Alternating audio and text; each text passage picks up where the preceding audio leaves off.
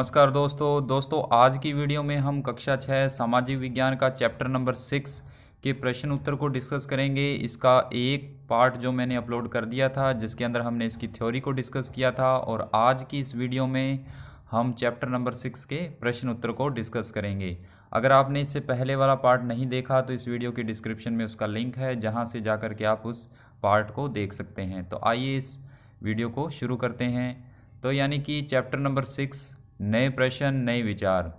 तो देखिए, सबसे पहले पाठ्य पुस्तक के आंतरिक प्रश्न, यानी जब हमने लेसन पढ़ा था तो बीच बीच में जो क्वेश्चन आए थे उन प्रश्नों के उत्तर लिखा भी हुआ है। पेज नंबर 66 पे है ये।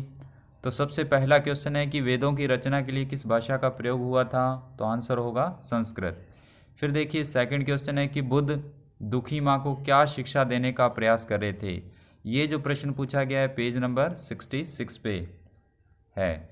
तो इसका आंसर है कि बुद्ध दुखी माँ को समझाना चाहते थे कि मृत्यु जो है एक अटल सत्य है, यानी मृत्यु किसी के रोकने से नहीं रुक सकती, वो तो एक शाश्वत सत्य है, वो तो हमेशा आकर ही रहेगी। एक ना एक दिन मृत्यु सबको आनी है, इस सत्य को स्वीकार करना होगा। तो ये चीज़ जो थी, ये बात जो थी, महात्मा बुद्ध उस दासी को समझाना चाहते थे, जिसका नाम था यानी किस्सा गौतमी। फिर देखिए, भिखारी ने भोजन पाने के लिए ऋषियों को किस तरह मनाया? Page number 68। तो भिखारी ने ऋषियों को सार्वभौम आत्मा का सही रूप में ज्ञान देकर भोजन के लिए मनाया। उसने कहा कि जो आत्मा है वो सभी के अंदर समाहित है, यानी निवास करती है। और फिर नेक्स्ट क्वेश्चन है कि महावीर के लिए जिन शब्द का प्रयोग क्यों हुआ है? Page number 70। जिन शब्द का अर्थ है विजेता। महावीर एक विजेता ही थे, जिन्होंने लोगों को अपने विचारों तथा शिक्षा को अपनाने के लिए प्रेरित किया और विजय प्राप्त की। फिर नेक्स्ट क्वेश्चन देखिए कि संघ के जीवन से आश्रमों की व्यवस्था किस तरह भिन्न थी? यहाँ किन वर्गों का उल्लेख हुआ है? क्या सभी 4 वर्गों को यह आश्रम व्यवस्था अपनाने की अनुमति थी? Page number 72। तो देखिए, संघ का जीवन, यानी कि जो संघ के लोग थे, यानी वज्जी संघ के जो लोग थे वो किस प्रकार के रहते थे? तो इसका आंसर है कि संघ का जीवन बहुत सरल था, और संघ के लोग घर को त्याग कर सच्चे ज्ञान की तलाश में जाते थे। संघ के लोग अपना ज़्यादातर समय ध्यान और योग करके बिताते थे। इस संघ में ब्राह्मण, क्षत्रिय, व्यापारी और शूद्र शामिल थे। तो ये चारों के चारों थे। अब देखिए, आश्रमों का जीवन कैसे था? आश्रम जो थे उनका जो जीवन था जटिल था, यानी बहुत कठोर था। इसमें रहकर मनुष्य पारंपरिक नियमों का पालन करते थे, यानी कि जो आश्रम में रहते थे वहाँ के नियमों को फॉलो करते थे। फिर देखिए, इसमें लोग गृहस्थ आश्रम के नियमों का पालन करते थे, यानी गृहस्थ जीवन को बिताते थे, गृहस्थी जीवन को बिताते थे, उसके जो नियम थे उनको फॉलो करते थे। फिर देखिए, इसमें व्यक्ति अन्य सांसारिक क्रियाकलापों में समय बिताते थे, यानी मोह माया को त्याग करके जब संन्यास ग्रहण कर लेते थे तब वो यानी भगवान की प्राप्ति के लिए अपने आप को समर्पित कर देते थे और ज़्यादातर समय भगवान की आराधना में ही बिताते थे। फिर देखिए, इसमें ब्राह्मण, क्षत्रिय, वैश्य वर्गों को आश्रम व्यवस्था अपनाने की अनुमति नहीं थी। तो ये मेरे ख्याल ऐसा होना चाहिए कि इसमें आश्रम यानी कि ब्राह्मण, क्षत्रिय और वैश्य वर्गों को आश्रम व्यवस्था अपनाने की अनुमति नहीं थी। तो मेरे ख्याल से तो अनुमति थी उनको, क्योंकि ब्राह्मण, क्षत्रिय और वैश्य जो थे वो इन समुदायों में आ सकते थे। तो ये थोड़ा सा गलत लिखा हुआ है, नहीं की जगह पर है आएगा, यानी थी। ये तो आंतरिक क्वेश्चन है, इनसे हमें कोई मतलब नहीं है, हमें तो पाठ्य पुस्तक के जो क्वेश्चन हैं उनसे मतलब है। फिर देखिए, कुछ क्वेश्चन और है कि जरथुस्त्र की शिक्षाओं का संकलन किस ग्रंथ में मिलता है? तो उनका एक ग्रंथ था जैद अवेस्ता, उसमें मिलता है। जरथुस्त्र जो थे एक ईरानी पैगंबर थे। जैव अवेस्ता नामक ग्रंथ की भाषा रीति रिवाज किससे मिलते जुलते हैं? उसकी जो भाषा है, रीति रिवाज, वेदों की भाषा रीति रिवाजों से मिलते जुलते हैं, यानी वेदों से मिलते हैं। जरथुस्त्र की मूल शिक्षा सूत्र क्या था? सद्विचार, सद्वचन, सद्कार्य। कुछ जरथुस्त्रवादी ईरान से आकर भारत में कहाँ बस गए? गुजरात और महासागर के तटीय नगरों में बस गए थे। वो पारसियों के क्या थे? पूर्वज थे। तो ये आंतरिक कुछ क्वेश्चन थे। अब हम पढ़ते हैं पाठ्य पुस्तक के प्रश्न, जो इस चैप्टर के लास्ट में, यानी जब लेसन ख़त्म होता है उसके लास्ट में दिए हुए हैं। फिर देखिए, पहला क्वेश्चन है इसमें कि बुद्ध ने लोगों तक अपने विचारों का प्रसार करने के लिए किन किन बातों पर जोर दिया। तो इसका आंसर होगा निम्नलिखित बातों पर जोर दिया। यह जीवन कष्टों और दुखों से भरा हुआ है, कष्टों का कारण हमारी इच्छा व लालसा है। यानी कौन कौन सी वो बातें जिन पर महात्मा बुद्ध ने अपने विचार रखे। पहली बात तो यही थी कि हमारा जो जीवन है वो कष्टों से भरा हुआ है, और कष्टों से भरा होने का जो मेन कारण है वो है हमारी इच्छा और लालसा। फिर आत्म संयम बनाकर अपनाकर हम अपनी इच्छा व लालसा से मुक्ति पा सकते हैं, यानी खुद पे कंट्रोल करके, यानी कि भगवान के प्रति आस्था रख करके हम इस लालसा से मुक्ति पा सकते हैं। फिर देखिए, लोगों को दयालु होने के साथ साथ जानवरों के प्रति, यानी जानवरों का जो जीवन है उनके प्रति भी आदर की शिक्षा दी। और हमारे अच्छे कर्मों का परिणाम वर्तमान जीवन के साथ साथ बाद के जीवन को भी प्रभावित करता है, यानी हमारे अच्छे कर्म ही हमारे जीवन को प्रभावित करते हैं। फिर है सही और गलत का चयन करना। बुद्ध ने पशु बलि को बढ़ावा दिया, ये गलत है। महात्मा बुद्ध ने कभी भी पशु बलि को बढ़ावा नहीं दिया। बुद्ध द्वारा प्रथम उपदेश सारनाथ में देने के कारण इस जगह का बहुत महत्व है, बिल्कुल सही है। महात्मा बुद्ध ने अपना प्रथम उपदेश वाराणसी के सारनाथ में दिया था। बुद्ध ने शिक्षा दी कि कर्म का हमारे जीवन में कोई प्रभाव नहीं पड़ता, ये बिल्कुल गलत है। सब कुछ होता है वो कर्म ही है, हमारे कार्य ही हमें जीवन में आगे बढ़ाते हैं। बुद्ध ने बोध गया में ज्ञान प्राप्त किया, बिल्कुल सही। उपनिषदों के विचारकों का मानना था कि आत्मा और ब्रह्म वास्तव में एक ही हैं, हाँ ये भी बिल्कुल सही है। तो इसके आंसर भी है, देखिए गलत सही गलत सही सही।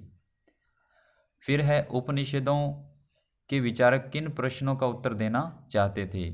तो कुछ कठिन प्रश्न थे जिनका उत्तर वो ढूंढना चाहते थे। जैसे कुछ विचारक मृत्यु के बाद के जीवन के बारे में जानना चाहते थे, पहला प्रश्न तो यही था। कुछ विचारक जो यज्ञ होते थे उसकी क्या उपयोगिता होती थी उसके बारे में जानना चाहते थे, और कुछ आत्मा के विषय में जानना चाहते थे। और फिर नेक्स्ट है कि महावीर की प्रमुख शिक्षाएं क्या थी। तो पहला है सत्य जानने की इच्छा रखने वाले प्रत्येक स्त्री पुरुष को अपना घर छोड़ देना चाहिए, पहली शिक्षा तो यही थी। यानी यही वो किसी भी व्यक्ति के जीवन को बताते थे, जब किसी भी जीवन यानी व्यक्ति के जीवन के बारे में बात करते थे तो उसे वो यही शिक्षा दिया करते थे।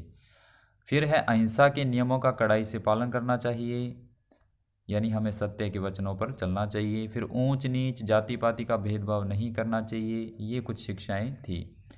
अनघा की माँ क्यों चाहती थी कि उनकी बेटी बुद्ध की कहानी से परिचित हो, तुम्हारा इनके बारे में क्या कहना है। तो देखिए, अनघा की माँ चाहती थी कि उसकी बेटी बुद्ध के जीवन और उसकी शिक्षाओं से भली भांति परिचित हो, और इसलिए वह अपनी बेटी को बुद्ध की कहानी से परिचित करवाना चाहती थी।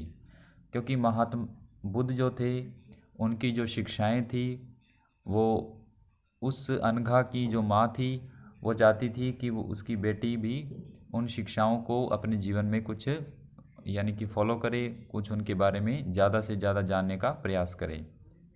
यानी पहले का समय किस प्रकार का था, किस प्रकार की शिक्षाएं थी, तो इसलिए अनघा की माँ ऐसा चाहती थी। फिर देखिए, क्या तुम सोचते हो कि दासों के लिए संघ में प्रवेश करना आसान रहा होगा। इसका उत्तर दीजिए।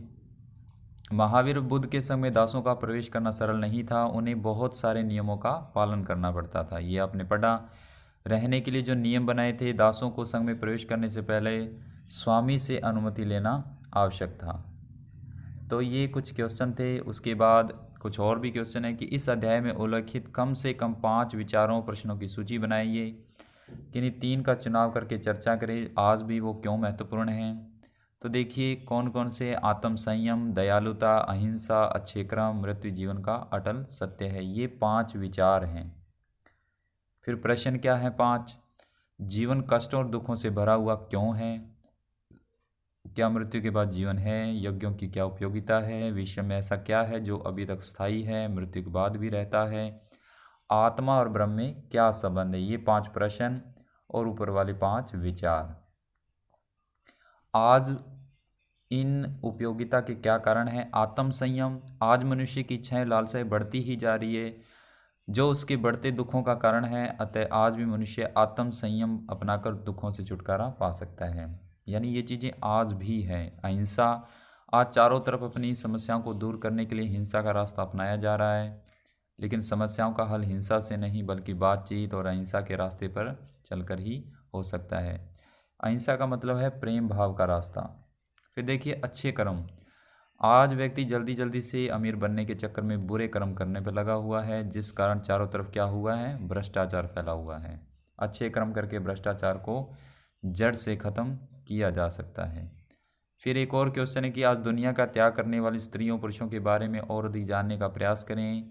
ये लोग कहाँ रहते हैं, किस तरह के कपड़े पहनते हैं, क्या खाते हैं, ये दुनिया का त्याग क्यों करते हैं। तो आज भी अनेक लोग अपने घरों परिवार को त्याग कर साधु महात्मा मुनि विचारक बन जाते हैं। ये लोग मंदिर आश्रम संघ और एकांत स्थानों पर रहते हैं। ये पीले भगवे सफ़ेद कपड़े पहनते हैं और कई निर्वस्त्र भी रहते हैं। ये शाकाहारी भोजन करते हैं, ज्ञान की प्राप्ति के लिए घर परिवार का त्याग करते हैं। तो दोस्तों ये जो थे ये हमारी पाठ्य पुस्तक के कुछ क्वेश्चन थे जो आपके लिए काफ़ी इम्पोर्टेंट भी हैं, और ये लेसन भी काफ़ी इजी है, कोई इतना हार्ड नहीं है। अगर हम 2-3 बार इस वीडियो को 2-3 बार देखेंगे तो ये लेसन आपको ऑटोमेटिकली याद हो जाएगा। तो आई होप ये आज का जो वीडियो था आपको अच्छा लगा होगा, और अच्छा लगा तो इस वीडियो को लाइक करें, ज़्यादा से ज़्यादा शेयर करें, और अपने दोस्तों के साथ अपने जितने भी रिश्तेदार हैं उनको भी बताएं इस वीडियो के बारे में, उनसे भी शेयर करें, और कमेंट्स में ज़रूर बताएं कि ये वीडियो लेक्चर आपको कैसा लगा। इसी उम्मीद के साथ मिलते हैं नेक्स्ट वीडियो लेक्चर में एक नए टॉपिक के साथ। तब तक के लिए अपना ध्यान रखें, खुश रहें, सुरक्षित रहें। इसी उम्मीद के साथ धन्यवाद।